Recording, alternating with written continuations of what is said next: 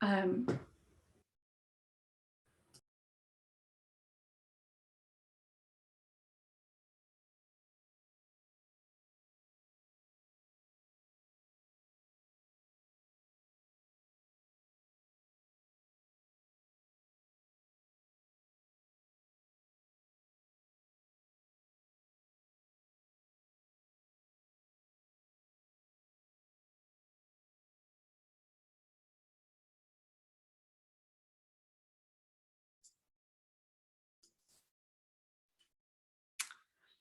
Hello, thank you for joining us.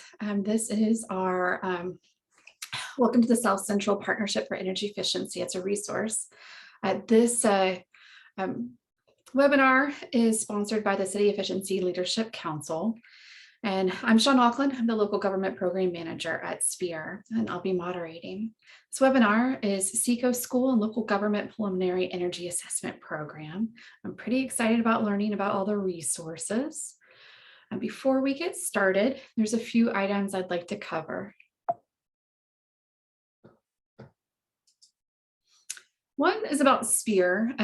South Central Partnership for Energy Efficiency as a resource is one of 6 regional environmental energy efficiency organizations. So we're one of 6 RIOs. And as you can see, our mission covers accelerating the adoption of advanced building systems and energy efficient products and services in South Central US. So it covers Texas and Oklahoma. Our work covers policy, building codes, high performance buildings, and then also local government and technical assistance, which is part of what I do. Hey, Sean. Yes. Your screen is the presentation is not on the screen, at least on mine. My presentation's not on the screen. Thanks so much for telling me, Saleem. Thank you. Let's try that again.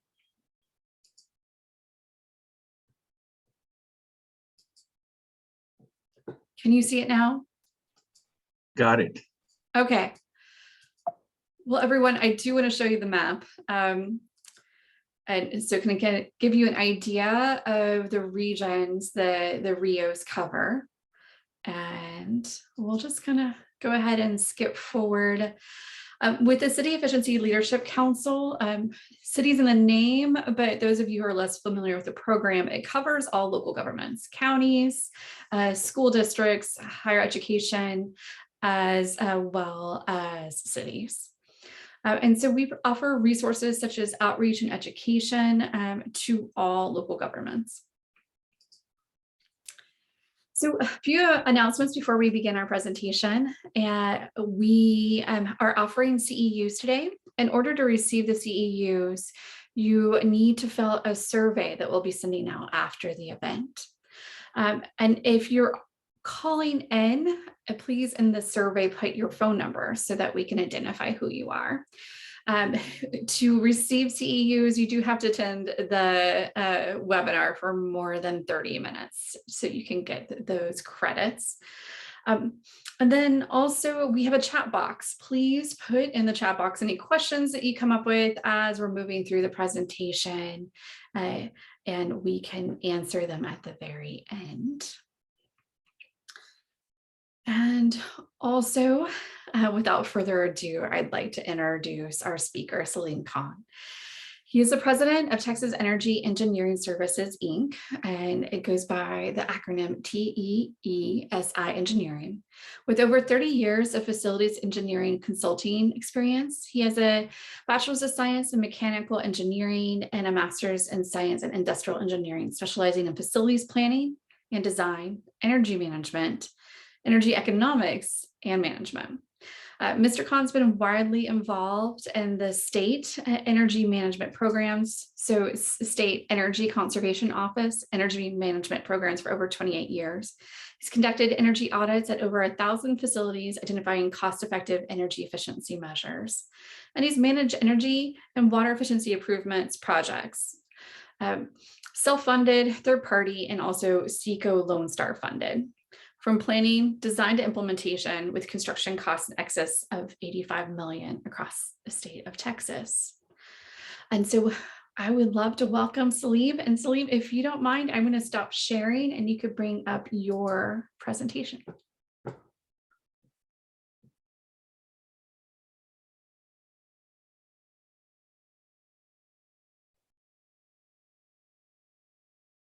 And Saleem, let me know if you need any guidance on sharing your screen.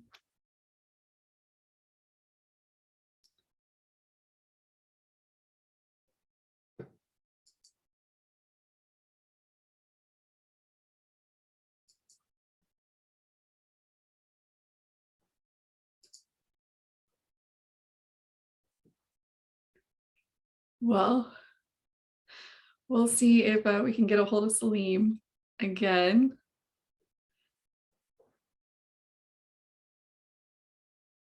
There might be some technical difficulties. And I do have a couple of questions in here, and a good morning. Thank you all for saying good morning to us. There will be an email after the webinar, and within that email, I will send the survey, the PDF version of this presentation. And Saleem, we can, if you just hit presentation mode, and also it will include any resources Saleem may have that we can share with everyone. Sean, can you see the screen? I can, but this is not presentation mode. So if you just select on the bottom right-hand corner, there's, there we go. Yeah, you can hit that one as well. There, perfect. Thank you. Got it? Yeah, so I am going to turn off my video and mute myself and enjoy learning from you. So I'll turn my video on for 1 or 2 minutes just to thank you for the nice introduction, Sean. And I look forward to going over this SECO Local Government Technical Energy Assistance Program presentation.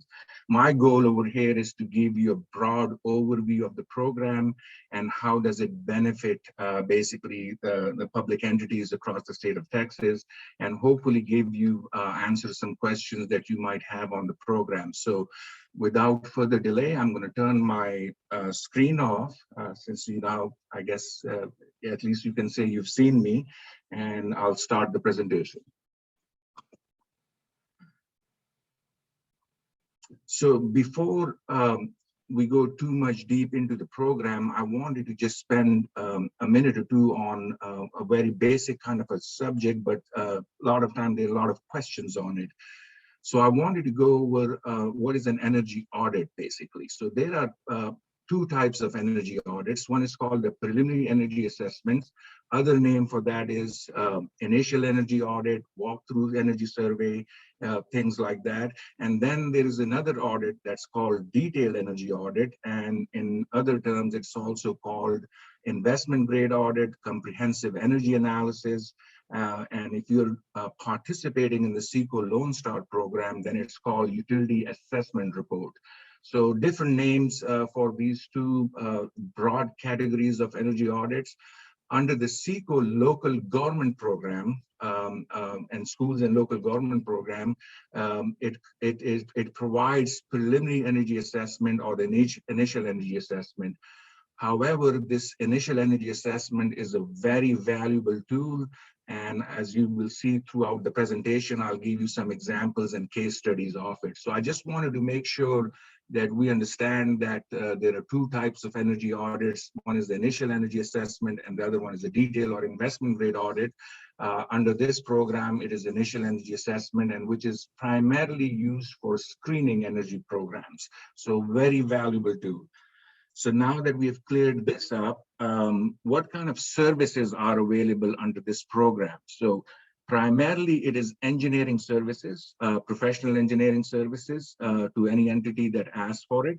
One of the main products of this program is to provide preliminary energy audits or preliminary energy assessments. It also provides technical assistance, help with energy management plan if there's a question on that, energy equipment guidelines for purchasing, energy efficiency design guide for new construction and renovations, renewable energy application and analysis, water conservation measures, and it also provides from time to time training webinars on commissioning, benchmarking, Energy Star Portfolio Manager.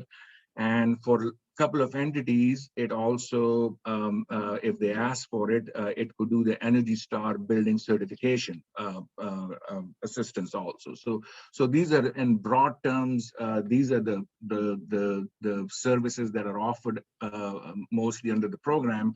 But I'll be covering over the facility preliminary energy assessment, which is one of the main product or result of this program if you participate in it. So who is eligible? That's usually the question that's brought up. And of course, it's a no cost to anybody who signs up for it.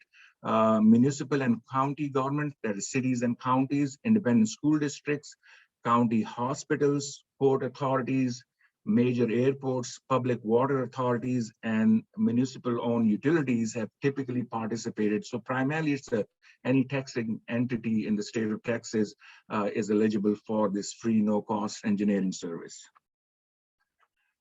The next question is, how do I participate? So it's relatively a very simple process. SECO has a website. There are two websites over there for the schools and for the local government. The same website, but two different links over there. And it's primarily a one-page document, which primarily asks for who you are, give us your contact information, and it asks 2 or 3 general questions, and then you sign up and then you send it in, basically. So very simple process, nothing complicated in it. But if people have questions on it from time to time, you can always contact SECO and get clarification on it, or you can contact me. At SECO, I'll give her address later on. It's LaShawn, basically, and I will have its address and contact information at the end of this presentation. And you all could contact me also in this regard. So simple one-page document that you can download, fill it up, turn it in, and that gets you the eligibility part, and then you can start participating. So the PEA process, okay, so what does it involve? What does it take to get this project going? And typically people ask, how long does it take to have this service done? So the first step is of course, you have to ask for the service. And once you do that, the next step would be that you would hear someone like me or from SECO that would want to discuss what are exactly your needs are, or what do you think you need the assistance with. In this case, we normally ask for, if you've got a facility list, we like to have that. We like to know if you've got the square footage of these readily available, have a little discussion on what the needs are, and then we develop a scope, basically. So that's the need assessment phase, which mostly it is done on the phone. But if there's a need for it, then it could be done on site also. So once the need is determined and the scope is determined, then we start going to the next phase of the program, which is gather the data. So there are 2 types of data, basically. One type of data that is absolutely necessary before we dig too much into on-site and so forth is the utility data. So the utility data, gas and electric, if you all want to look at the water conservation part of it, then yes, of course, the water data also. That kind of data for each of the facilities with a square foot, you will share with us, and I'll show you what we do with that data. The next step over there is to coordinate with you all and have us select sites or prioritize sites that we need to look at, and then identify low cost, no cost measures. Basically, that's primarily we'll do a 1-day or a 2-day on-site, depending on how many facilities we are dealing with. Typically, it's a 1-day process, but it could go over 2-3 days, depending on how far the facilities are and how many facilities we are looking at. So there'll be an on-site work over there. That is, we try to do that on-site work with close coordination with you all. We just need access to these facilities so we can look at the HVAC systems, look at the lighting systems, put our eyes on these systems that we'll be evaluating, basically.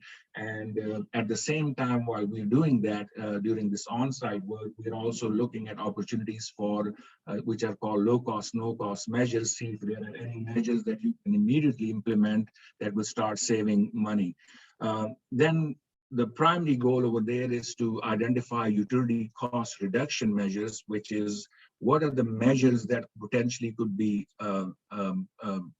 taken at these facilities that will result in your utility cost reduction. So those are the things we're looking at when we do on-site. Again, this is done in close coordination with the facility staff and minimum intrusion to actually people who are actually working in these facilities. So you won't even feel it. We'll be there on the site.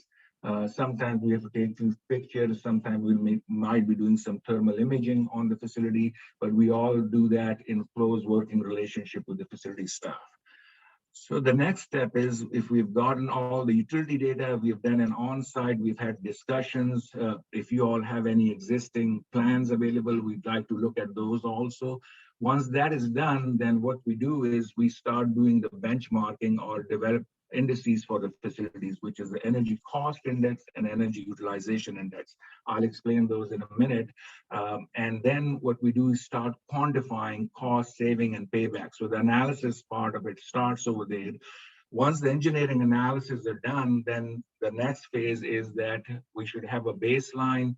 We would have identified some O&M measures. We would have identified utility cost reduction measures with cost savings and payback. We will, if you all have requested assistance with energy management plans, sometimes there's an input, sometimes there's a plan from scratch or anything like that, or any technical assistance. So all that will be covered in the report phase, and including what are the possible funding options for these projects. So those will be covered in that report. Once that report is developed, before we finalize the report, we normally have a draft report presentation and go over the findings so that everyone understands what the overall scope is going to be. Once that is done, then we do the final presentation of the reports, provide recommendation for action. So almost 6 steps. The question I'm usually asked is that how long does it take? So it could take anywhere from 30 to 90 days, this whole process.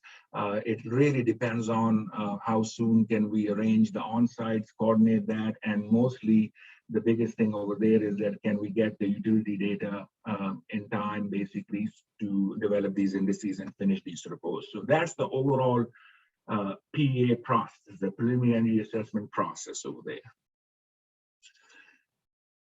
One of the very important things in energy assessment is to develop some sort of a benchmark. So one of the outcome of this report will be that you will get an energy utilization index, which is annual energy use per square foot, and you will also get energy cost index, which is annual energy cost per square foot. And you will see graphs that are kind of at the bottom of this present slide over there. You will see graphs generated as a result of the data we've got. So this is very valuable information. It kind of tells you how much each facility is using per square foot, how many BTUs it's using, and why BTUs, people have asked me. The reason we go into the BTUs part of it is that BTU kind of normalizes, if you've got electric, natural gas, or propane, it takes all those energy systems and normalizes it. That's how we get the BTUs per square foot. A lot of people have done kWh, which is just electric cost per square foot. So those are all also good indices, but in general, this is more acceptable way of actually doing the benchmarking of the building. So as a result of this PEA, you will have this data and you will have this information, which will give you the baseline for your energy consumptions for various buildings. Now, if you have water and wastewater facilities, there's a similar process for that also, and it normalizes it for water and wastewater facilities. So what do we do in on-site survey? As I mentioned, we are looking at maintenance and operation, low cost, no cost measure, routine maintenance. We might ask what are the maintenance procedures and processes in place?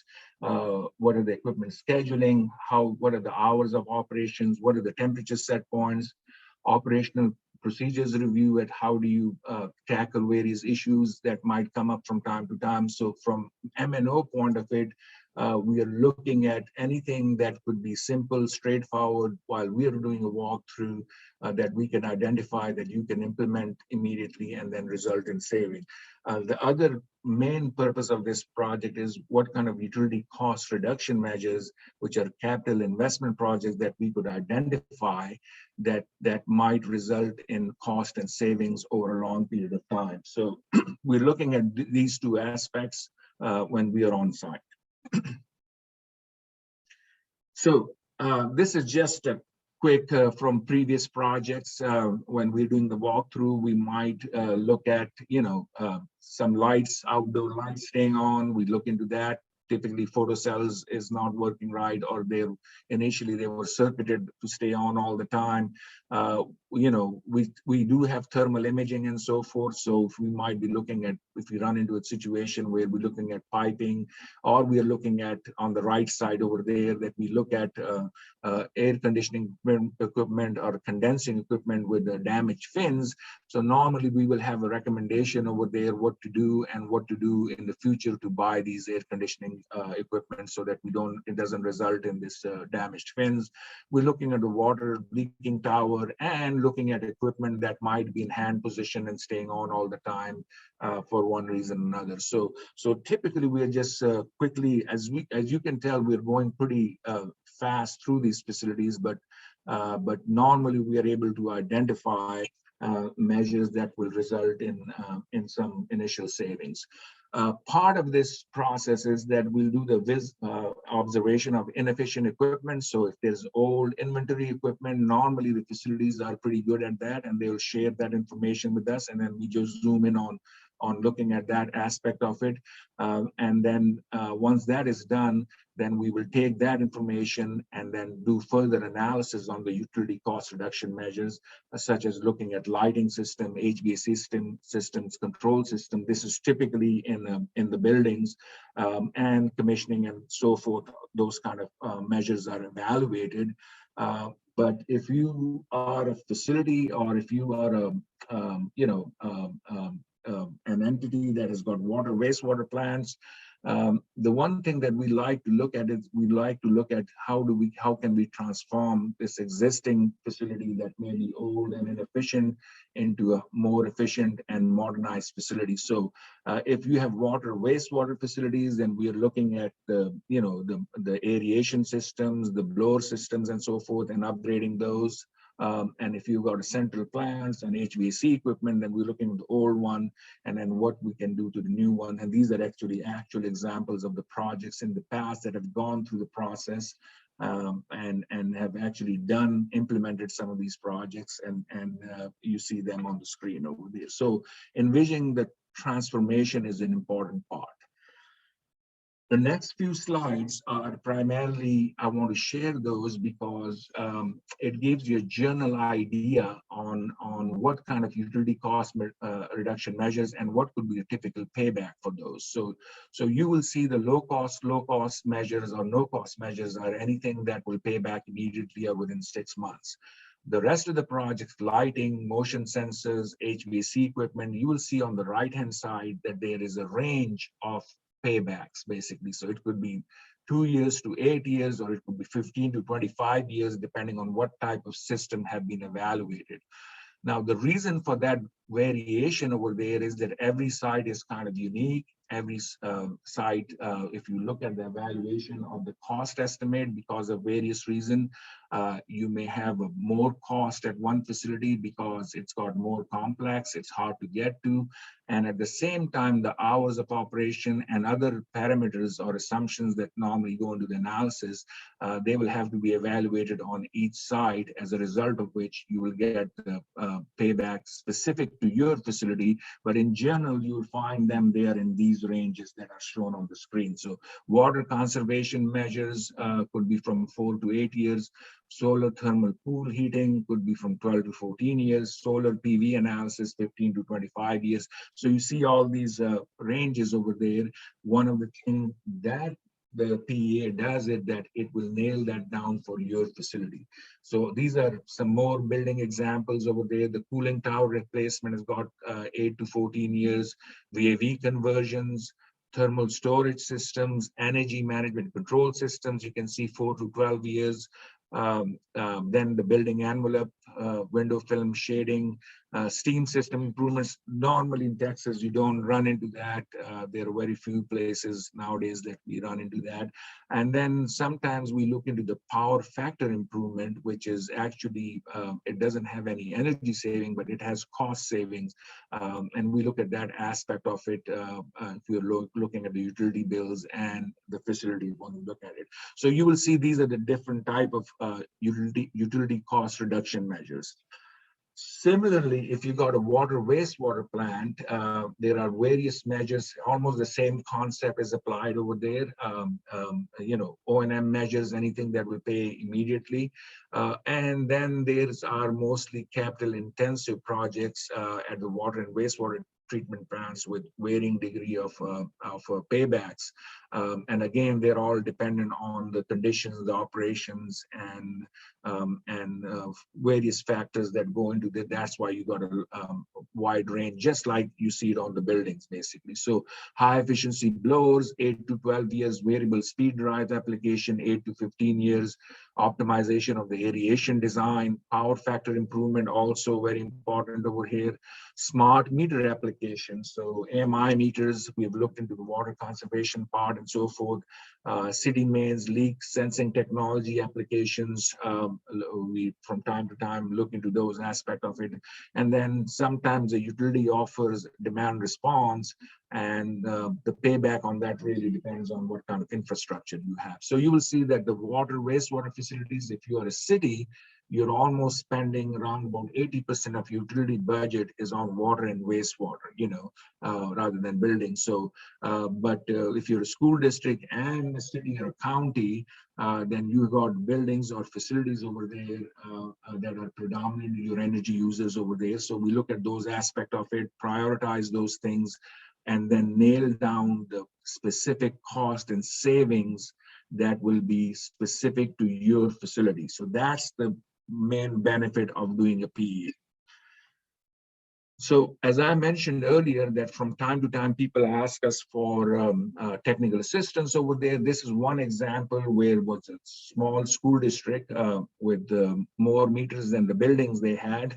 So in this project, we went ahead and identified which meter is serving which facility. And not only that, as a result of this, we were able to identify 1 or 2 meters that were no longer there. They were just meters were there, but the buildings or the facilities they were serving were not there. So it resulted in elimination of that. But most importantly, what happened out of this was that going forward, they could actually identify each meter with the building, and they had the energy cost index and utilization index for various facilities. So that was an example of technical assistance. Here's another example in which site solar PV analysis was requested, and this was here in Austin for a small state agency over there. As a result of that, we looked at that aspect of it and did some analysis and showed them how big the array they can afford and what would be the payback and the cost and how feasible it was to do it on their facility. Similarly, pool heating analysis we've done, and we found out that you could spend a lot of money with the vacuum type systems over there, and then or you could get a cheaper version of it. The efficiencies and so forth are not very different. So, but we could look at that aspect of it if you've got pools that are being heated basically with the natural gas or some other source like that. So what also happens is that when we are looking at these projects, normally they will the facilities will identify we're running into a problem over here, or we're looking into this. So if you all have energy management control systems or DDC control systems, then we like to take a few moments and just dig into it a little bit. So this is just one example of at one of the locations where there was a hunting on the VFD. In other words, it was ramping up and down very frequently, and as a result of that, I think if I remember it correctly, we identified the source of it, which was a faulty static pressure sensor. And as a result of that, when they quickly addressed that, fixed it, it got more normalized operation. So this is another example of a technical assistance that might be coming out of this program. So from time to time under this program, we deploy data loggers also to get a better feel for the facility, specifically if there was a issue that was identified and it could not be evaluated or assessed during a quick site visit. So we will deploy data loggers. We leave them there for a week or 2 weeks.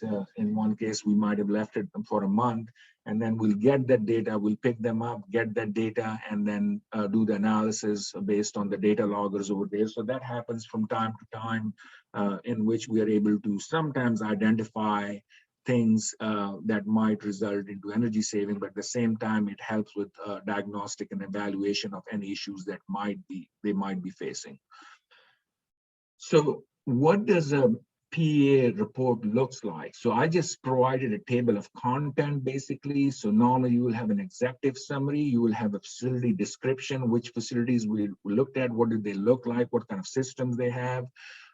Energy consumption and performance. This is very important aspect of the PEA report. So you will have a baseline for your facility, and it will also have graphs and charts explaining what the implication of those baselines are and how you're overall doing compared to other facilities of similar nature.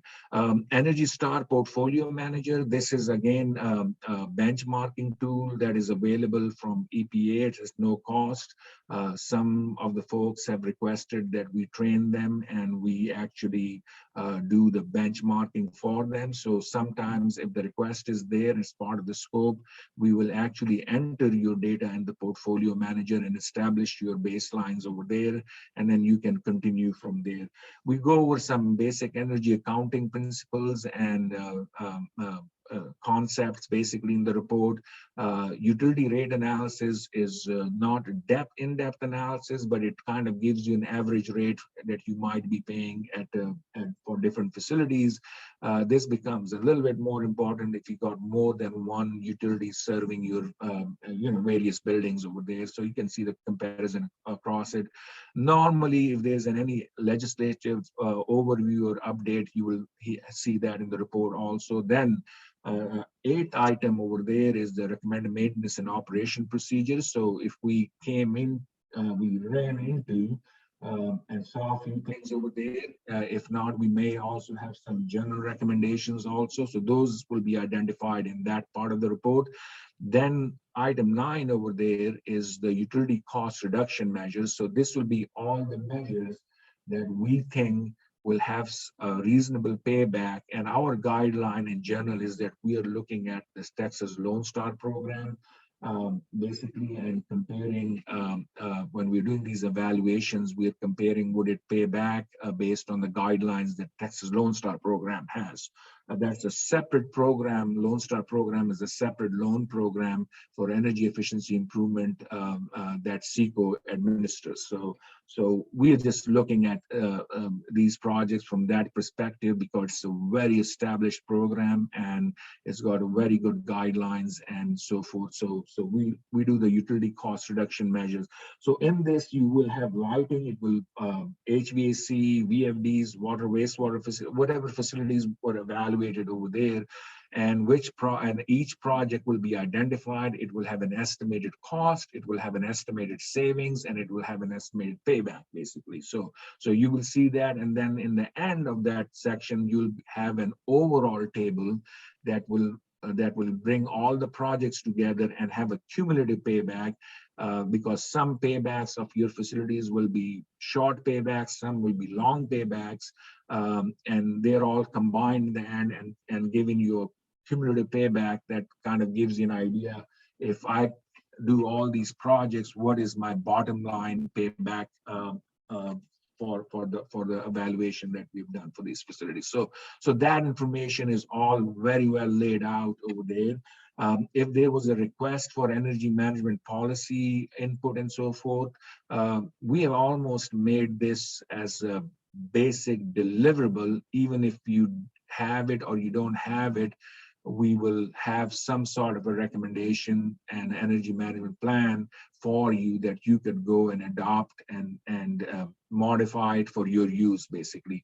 In a lot of cases, people have asked that if they can get a Word copy so they can go and adopt it as they develop it themselves later on, and we've done that and assisted with that, basically. Then we will identify the Lone Star program, give you some information on that, and who to contact in SECO if you are interested in pursuing that. And then additional funding options will be outlined over there, basically, and they'll be listed. You know how you can. The appendices are mostly anything that's in the report over there. We usually have a backup for it, and all that backup will be in those appendices over there. So, what are the benefits of doing a PEA or participating in this program? I've been told over and over again, and I can see that myself, that it's a valuable planning tool.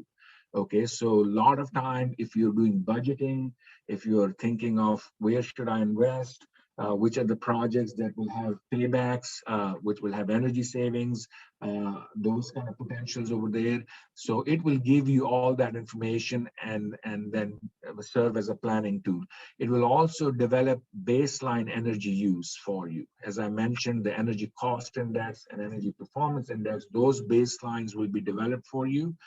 So you can use that and compare that going forward. It will also help you doing that baseline development. It helps with having an idea that you can start tracking your energy consumption, basically. And if we have inputted some of your stuff in the portfolio manager, we'll show you how to use that going forward, and then you all could start inputting that data in yourself and do your own tracking. From time to time, we have also asked, they want to keep it simple and say, hey, can we use the spreadsheet that you all developed to do our baselines? And we have shared that also. So you can do that tracking going forward, and we can provide some technical assistance on how to use some of the tools over there. The other important thing is prioritize investments. So it gives you cost paybacks of these potential measures, and you can use that, and you can figure out what's the best way to do those projects. Again, the low cost, no cost measures, as I mentioned, is important. The technical assistance aspect of it is, sometimes there are issues with comfort, sometimes there is issues with the type of lighting and so forth. So we can look into that aspect of it and provide you some feedback or input over there that might help with those technical related matters, you know. So utility, so it's a roadmap to utility cost savings. So when you get the report, you will have a baseline, you will have potential projects, you will have low cost, no cost measures, and it almost gives you a roadmap on how to, where to look for and what to do going forward. The other thing it does is that it gives you options. What are the funding options, basically, that you could undertake when you're undertaking these programs? So you can do the text. It will describe to you in detail, answer any questions on the Texas Lone Star program. Believe it or not, and I've got some case studies over there where people have done these PEAs, and then there was somehow there was a grant coming along, and they were able to utilize the PEA to apply for those grants. You can also use this PEA to apply for the Texas Lone Star program, the low interest loan program. You will have all the information you need. All you got to do is fill in the application, and you could actually participate in that program. The other, people have looked at this thing, and they have looked at this. They said, well, I think we're going to go put these measures in the bond. We are looking into ERA fundings, and there's a possibility over there. And we're looking to utility rebates and stuff like that, that we want to fund these options. For a lot of people, they look at these things and they have a mixed portfolio consideration. What I mean by that is that there are certain projects that they think they can fund with energy saving project. There are other projects, although they're end of the useful life, but they don't have the type of usage or consumption. So they may be able to plan those and do a capital investment planning for those. So you got a mixed portfolio and how you want to fund that. With this report, you can have that discussion with us and all those options will be laid out to you. The beauty of this program is that nobody's selling any equipment or anything. It's just pure engineering analysis and professional input over there and answering your question and laying out all your options over there. So those are the benefits of participating in this program. The next few slides, I just wanted to give you all some case studies how this program has been used all over the Texas. These are some of the studies that we were involved in, so it was just easier for me to do a case study on that. This is an example with the city of Austin. Project identified over there were close to 4.7 million with 11.5-year payback and an estimated saving of 400,000. It had lighting, LED chiller replacement, HU, VFDs, pumps, and retro commissioning. The interesting thing over here was that I've been told some of this information was used. There was a Bloomberg grant available at the time when this report was done, and this report just happened to be done at the same time that this grant came out. So they were able to take some of the information and show their interest in energy efficiency, basically, and it helped in that, it assisted in that process, I've been told. So this is one example here in the city of Austin. This is another case study where New Braunfels Utilities actually was looking at some of their facilities, basically, but their main objective over there was that they were looking at water meter conversions from the mechanical type to the electronic and AMI, mostly for residential customers, which were around 30,000 customers over there.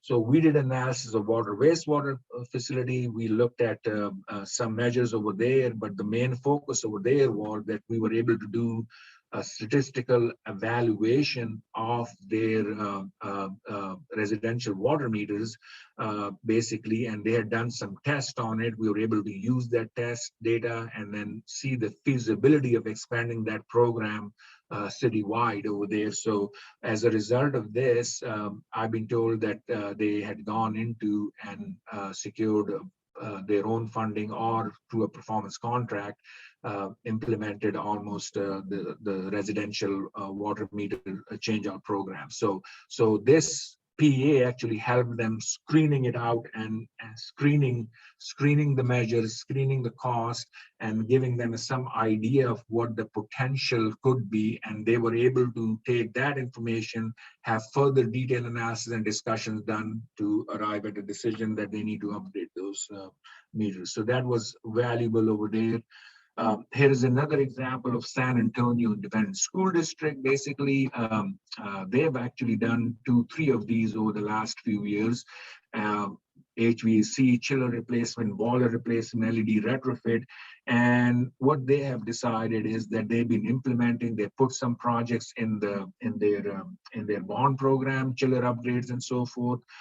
Then some other projects, they were able to create their own energy funds, and they're doing small lighting retrofits and so forth themselves. So they've been implementing some of these as their internal funding and mechanism becomes available to them. So again, the PEA served as a tool to give them an overall overview of what the potentials are, and then they figured themselves how to implement those projects.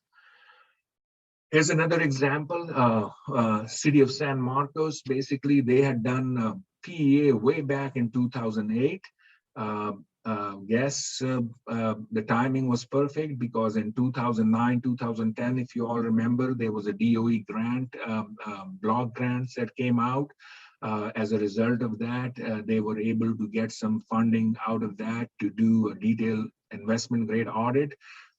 They implemented those we did the evaluation and design and implementation of those those measures basically, and they decided to go with the Texas Lone Star program. So it was almost $1.92 million, 8.9-year payback, $220,000 annual savings. And the type of projects they implemented were lighting, motion sensor, HVAC replacement, controls upgrade, pool heating, water conservation measures, and water wastewater treatment plant. We did their prototype. It was they didn't have any. We did the high efficiency blower systems and minor adjustment to the controls over there, and they implemented those programs. And very recently, they have requested another service, basically to look at, to revisit some of the additional facilities that they might have. So this was an example in which PEA done a long time ago.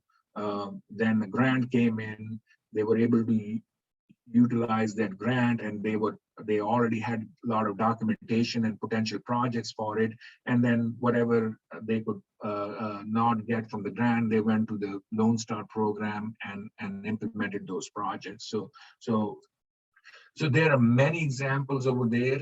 The other aspect on the technical assistance aspect over here would be where mostly school districts have requested that we do the Energy Star certifications for them. So this is where they get a plaque for each of their facilities. Some of the examples are Arlington ISD, Austin ISD, Alamo Heights, Round Rock ISD, Georgetown ISD, Hutto, Northside, Eanes ISD, Irving ISD, and so forth. So there are not a number of facilities that requested the technical assistance aspect of it, and these certification, Energy Star certification, were done for some of the buildings. The other examples are United ISD had actually done a very detailed Lone Star, almost $7.5 million energy efficiency improvement projects at 42 of their facilities. As a result of that, they were able to actually upgrade their all 42 campuses to state-of-the-art LED lighting at that point in time when LED lighting was fairly new.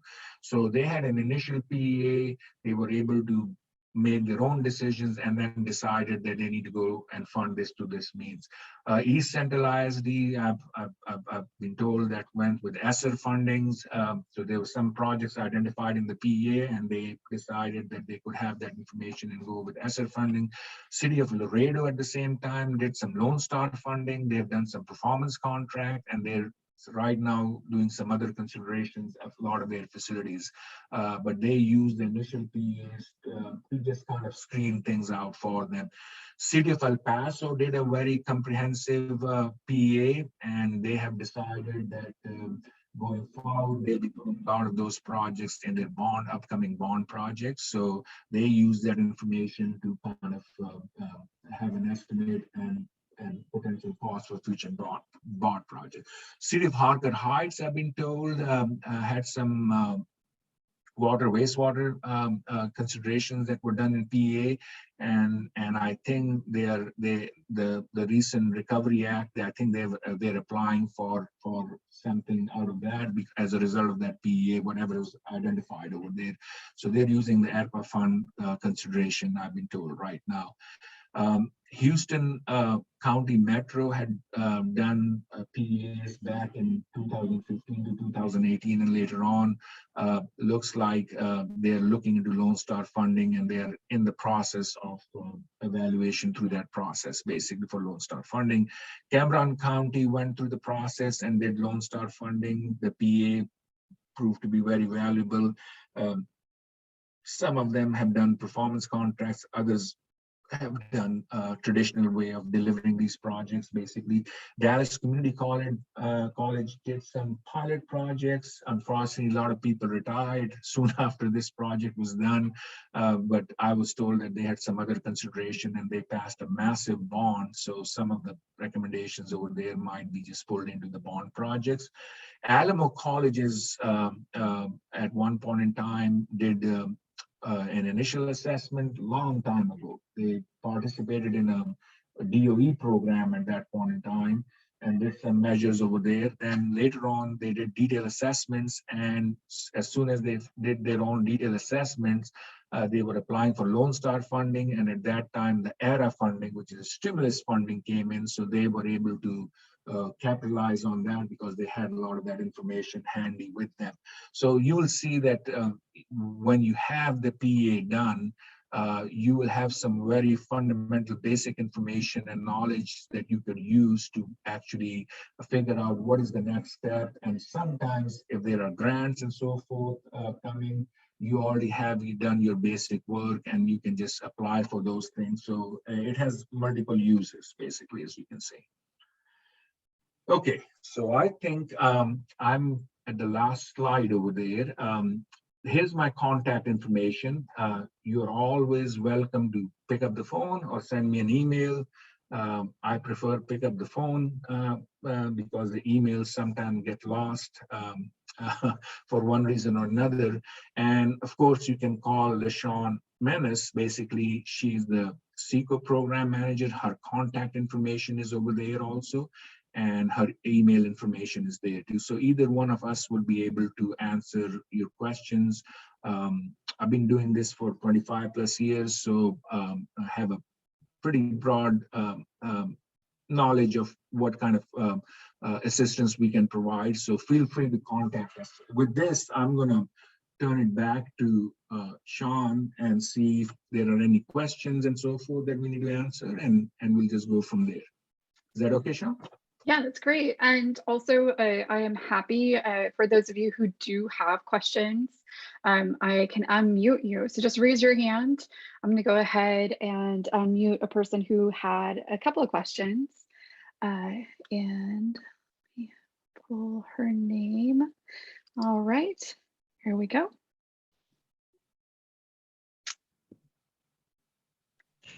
Good morning, Sean and Saleem. This is Sabah Savila. I'm the Director of Public Works for the City of San Marcos.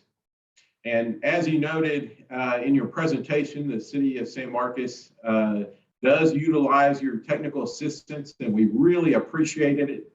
But your presentation has also given me other ideas for assistance. And my question is there a limit to how much assistance a city can request? And if so, what is that limit? And generally, what is the process for determining which projects get assistance and which do not? Okay. Can you hear me, Sean? Am I on? Yes, okay. We can hear you. Okay. We can hear you fine. Thank you. Yeah. Just making sure. Saba, thank you so much.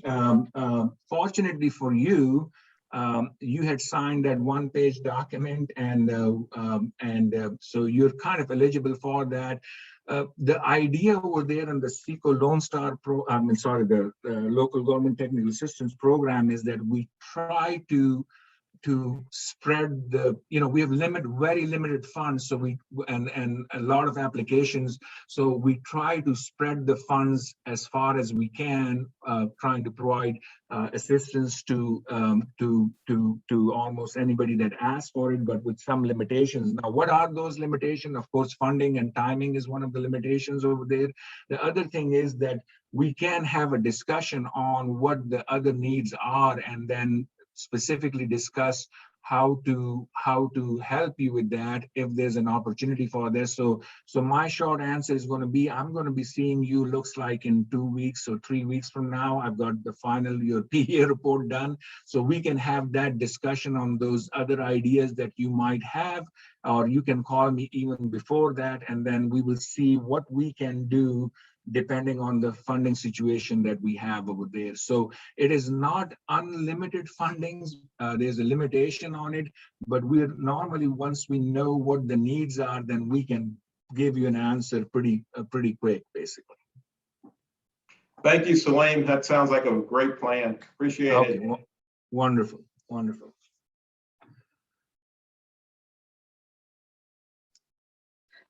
Do we have any other questions? Oh, we have one right here. So if a city is looking at tearing down and replacing a bunch of buildings, can you give advice about costs and efficacy of doing energy and water efficiency upgrades on existing buildings versus building new ones? Interesting, yes. So the short answer is yes, we are looking at, we would look at the existing systems and provide some input on what the efficiency measures could be over there. But if you're demoing the buildings and plan on building a new ones, in that case, we could probably provide some general guidance for considerations in those buildings, basically. And those are called design review or design guides. So from time to time, that has been done, basically. So it becomes under the technical assistance program. Again, under this program, we cannot design buildings, we cannot do the construction or anything like that. But if there is just a general opinion on what are the potential ways that you could have more efficient buildings, or what are the general guidelines for the different square footages you might have. So yes, absolutely, that kind of a request could be answered with a technical assistance question. Great, thank you. Do we have any other questions? Let's see.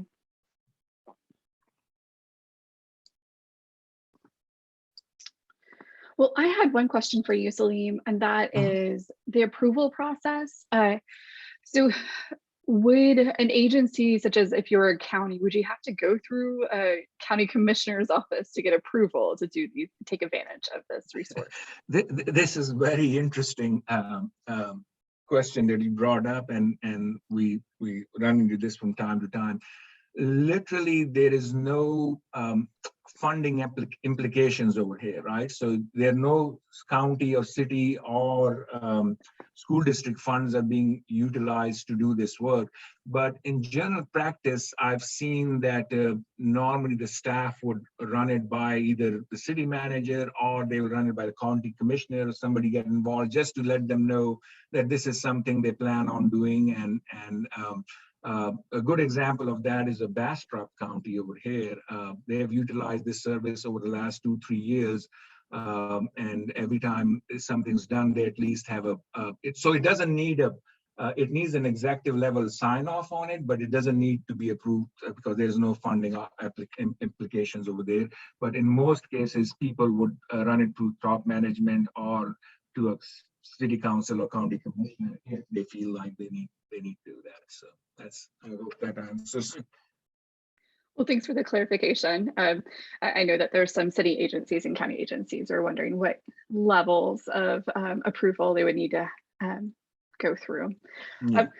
Well, can you see my screen right now? Yes. Okay, great. So I just wanted to remind everyone this presentation will be posted on our SPEAR YouTube channel. It will probably be posted by tomorrow afternoon. So if you want to watch it again, if you missed anything. And then also there's a couple of upcoming events. We have a partnership with the North Central Texas Council of Governments, where we're going to have a roundtable focusing on codes, as well as efforts to increase awareness and understanding of Solar Ready code provisions through the development of Solar Ready. And then also the International Code Council EV Building Code Guidance document. They'll be showcasing that as well. And that will be on March 30th, so next week. We also have another partnership with the Houston Galveston Council of Governments for our roundtable in the Galveston area. But again, anyone can attend. You don't have to be located in these regions. Anyone can attend these roundtables, and that will be on April 14th. And the caveat is you have to be a local government to be able to attend. But it doesn't matter what region that you are residing, your local government is located. And then that one on the 14th will be focusing on vehicle electrification and energy efficiency. And then our next 2 webinars is one on reinvesting in communities and preserving the environment with PACE, as on the 14th of April.